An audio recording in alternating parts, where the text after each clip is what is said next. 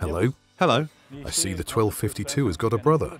That's right, yes, the top 1403C with a working width of up to 14 metres. Does it rake as cleanly as the smaller one? Yeah, it produces the same clean and tidy results. The rotor unit chassis is the most important feature for the rake's ground tracking. We've fitted the same tandem axles on this model. They make the rotors run smoothly. And then there are two jockey wheels, one inside the arc of the tines and an optional one in front of the rotor unit. This means that no matter whether working up or down, the rotor's always guided smoothly and the tines don't scratch the ground. Yes, that's right. That fascinates me when I see my neighbour using the 1252. It really produces neat and tidy work. Exactly, that's what we're known for. And another important feature in this regard is the rotor unit weight alleviation. That's because the lower the weight acting on the rotor unit chassis, the better it can adapt to undulations in the terrain. At the rear, the weight is alleviated mechanically using a suspension spring, and at the front, because the booms are longer and heavier, we use hydraulics.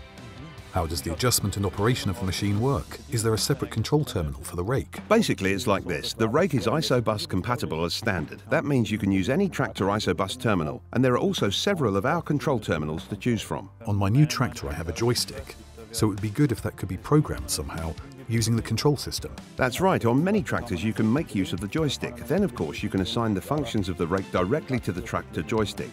That is then an extremely convenient method. You can assign all of the functions: lifting, lowering, single rotor lifting, overlap control, and so on and so forth. Overlap control? Is that something to do with GPS? No, it's nothing to do with GPS. It's actually a lot easier. It's a helpful function for driving around corners. As soon as I turn into a curve, the rotor unit inside the curve is automatically drawn inwards. This means that you always have enough overlap with the rear rotor unit in the curve. As soon as you steer straight again and the rake straightens up, the rotor moves out and you have the maximum working width again.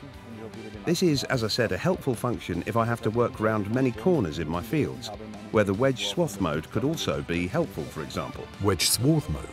Does that have something to do with wedge-shaped fields? Yes, just like the name says, if you don't want to lift the rotor units all at once but offset them one after the other, you select the front two rotor units and the rear ones follow as a function of the distance travelled.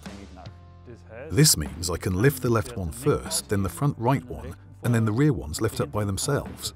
Exactly, and the ones at the rear follow in the same sequence as the ones in front. So first left, then right. Ah, okay. It's a helpful function in small fields with many corners and so on. Even there, raking with a large 4-rotor rake is still a lot of fun. I can see that the rear rotors are mechanically driven with a PTO shaft, but the front rotors are hydraulic. Why is that? Exactly, we've adapted that from the 1252. The reason is this: at the rear, the mechanical drive is quite sufficient. This is basically the same as a normal centre swath rake. At the front, we'd need a lot of PTO shafts and gearboxes along the boom. The hydraulic drive system is the better way. That's because we save on PTO shafts, the gearboxes, and all the maintenance. There are no grease nipples here. And of course, the hydraulic drive is much easier to install and follows all the movements. This then allows us an extremely large adjustment range of between 9 and 14 metres. Yes, such a large adjustment range is certainly important, especially because we have quite a few trees and pylons in our fields. This is exactly what it's meant for, if there are obstacles in the way. I just drive the tractor straight ahead and steer the outer rotor unit around the obstacle. It's easy to control from the tractor cab.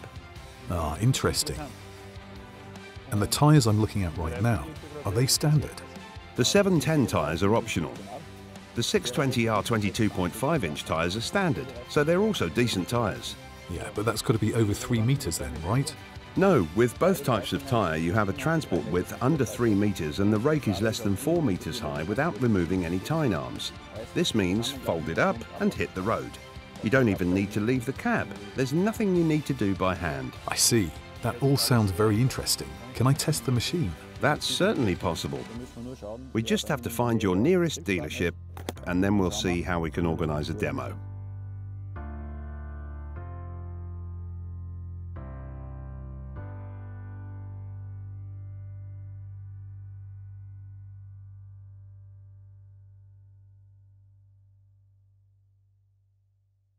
More success with PÖTTINGER.